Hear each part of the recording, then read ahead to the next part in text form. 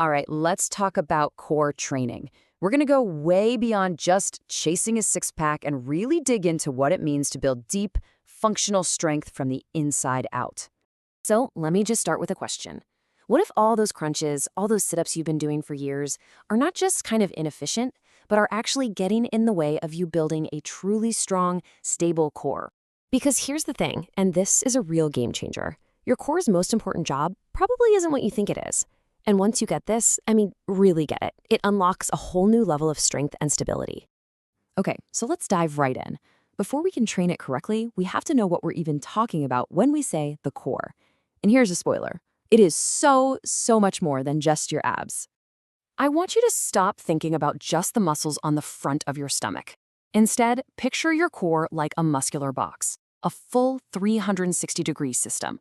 You've got your abs in the front, your back muscles, your diaphragm on top, and your pelvic floor on the bottom, all working together as one solid unit to protect your spine. Now, inside this box, you've basically got two different teams. You have the inner core. These are your deep stabilizer muscles that are designed to turn on and protect your spine before you even think about moving. And then you have the outer core.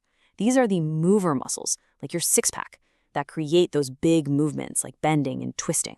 And this quote right here just nails the problem perfectly. If that deep inner system is weak, if your stabilizers aren't doing their job, then your outer muscles have to try and do two things at once. They're trying to create movement and stabilize your spine. It's like building a house on a shaky foundation. The whole structure is compromised, and that is a recipe for weakness and, you guessed it, injury. So this brings us to the big aha moment of this whole explainer. We're going to completely flip the script on how we think about the core's purpose. We're going to shift our focus from creating motion to resisting it. Here it is. This is the key. Your core's number one job, its most critical function, is to act as a brake. It's there to resist any force that tries to push, pull, or twist your spine out of position. That, right there, is the bedrock of real, functional strength. So what does that resistance actually look like? Well, first up, we have anti-extension. This is your core's ability to stop your lower back from arching. Just think about an overhead press or the bottom of a squat. A strong core keeps that back flat and safe, preventing it from collapsing into a dangerous curve. Next, there's anti-lateral flexion. This is all about resisting bending sideways. You do this all the time without even thinking about it. Every time you carry a heavy grocery bag or a suitcase in just one hand, your core is firing like crazy to keep your torso perfectly upright. That's anti-lateral flexion in action. And finally, we have anti-rotation. Now, this one might just be the most important of all for protecting your spine. It's the ability to lock down your midsection and prevent it from twisting when some force is trying to turn it. It's absolutely crucial for athletes, sure, but it's just as important in everyday life. So the big question is, how do we actually build a core that's a master at resisting all these forces? Well, the answer is in a progressive model. You have to think about it just like building a house. You have got to build a solid foundation first. And here's the roadmap. It's a simple three-phase model. Phase 1 is all about stabilization. That's where you master those anti-movement exercises like the plank. Only after you've built that solid foundation can you move on to phase 2, which is strength, where you start to introduce more dynamic movements. And then finally, you earn the right to move to phase 3, power, which is all about fast, explosive movements. And I really want to drive this point home because the science is crystal clear on this. Jumping straight into dynamic stuff like crunches before your deep core knows how to stabilize is like trying to fire a cannon from a canoe. All that force has no stable base to work from. It leads to wasted energy, weaker lifts, and a much higher risk of hurting your back. You're literally compromising the very structure you're trying to make stronger. Okay, enough theory. Let's make this super practical. We are going to focus on phase 1 because this is where everything begins. This is where we master those foundational moves. First up, let's talk about the undisputed king of anti-extension, the plank.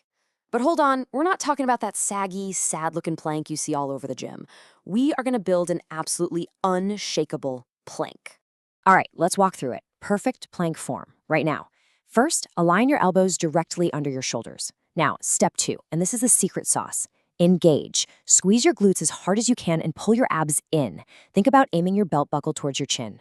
That locks your lower back in place.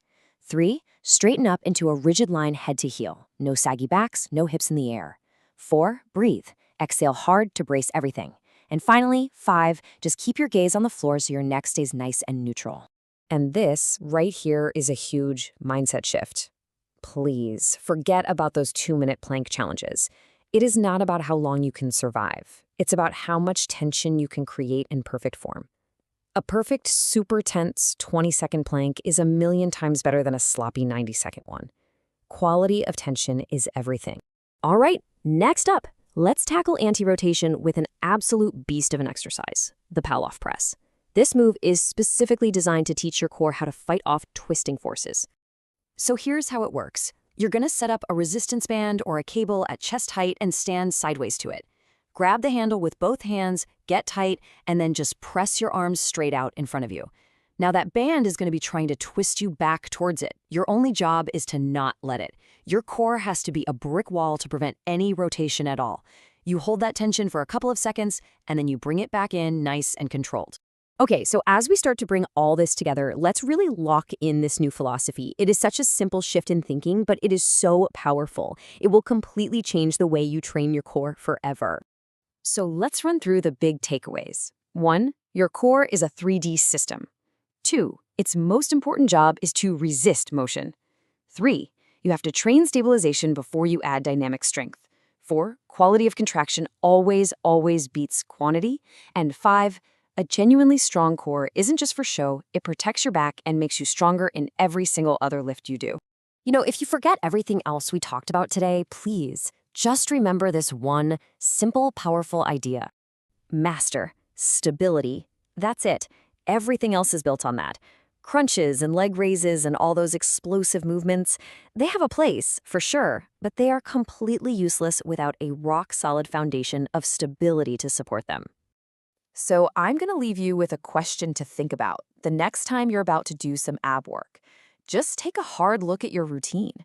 Are you just adding another floor to a house of cards, or are you taking the time to build a truly rock-solid foundation?